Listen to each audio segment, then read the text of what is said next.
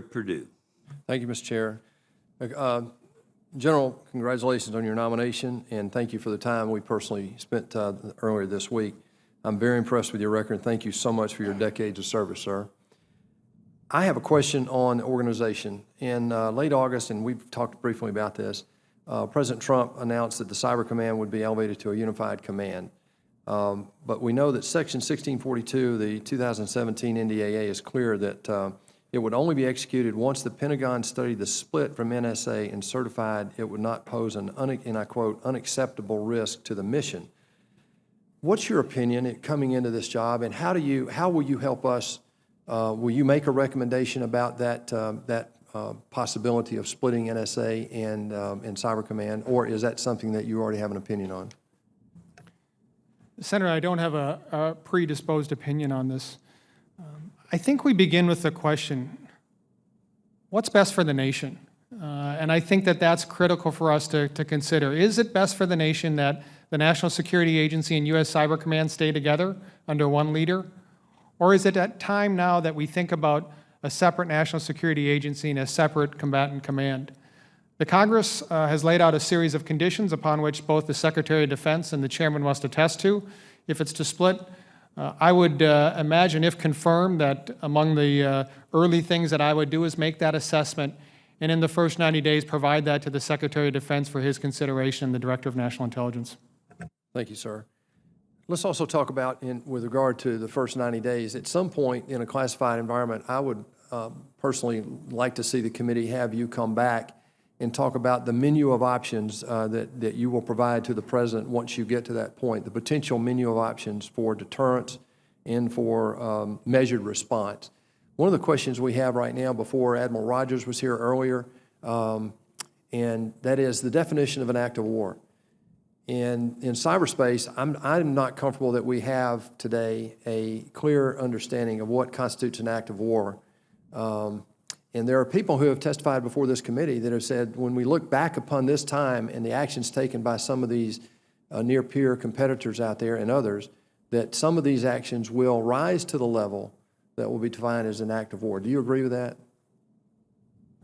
So, Senator, as we think about an act of war and we think about response, ultimately this is a policy decision upon which civilian leadership will make that determination.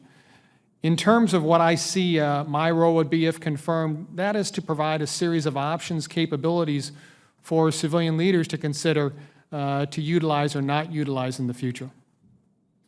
And my last question goes to the organization across services within the military, the integration with corporate America, and integration with the government. When we look at DOD, DHS, FBI, in your mind, coming into this job, one of the challenges I think you're going to have is the technology is rapidly growing, is how do we leverage our position here in limited resources from a human capital point of view, using technology to stand up to the pressures and the quantum leaps that we see our near competitors realizing today. So the question is how do we prepare for that? Does artificial intelligence, does technology, do robotics, are some of these technological developments going to allow us to develop the same sort of leadership role or create a delta between our capabilities and our competitors like we have in the kinetic world?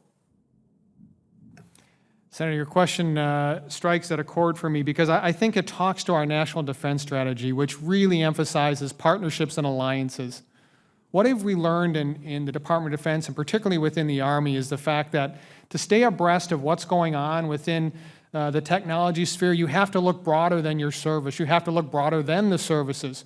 So partnerships that we have been able to utilize with Defense Digital Service or Defense Innovation Unit Experiment have been extremely powerful for us to get a better feel for what's going on in the private world where all this technology explosion is taking place. Expose our soldiers and civilians to that, provide an ability for them to leverage that, and also for private industry to understand that the talent that we have here and the missions that we're working here are critically important for the security of our nation. So you agree that competing hacker to hacker, so to speak, is not a strategy that will win against someone like the People's Republic of China.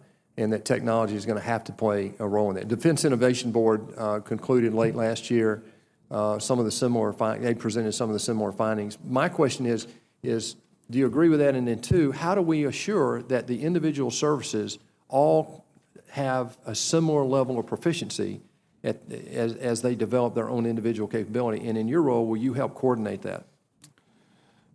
So, Senator, to your first question, I do agree with the idea of we have to leverage technology. This is not a heavy labor-intensive country. We've always leveraged technology for our benefit.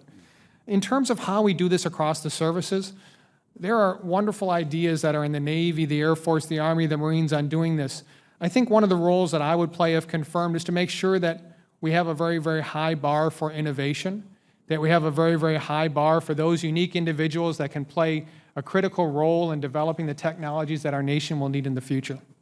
Thank you, sir. Thank you, Mr. Chairman.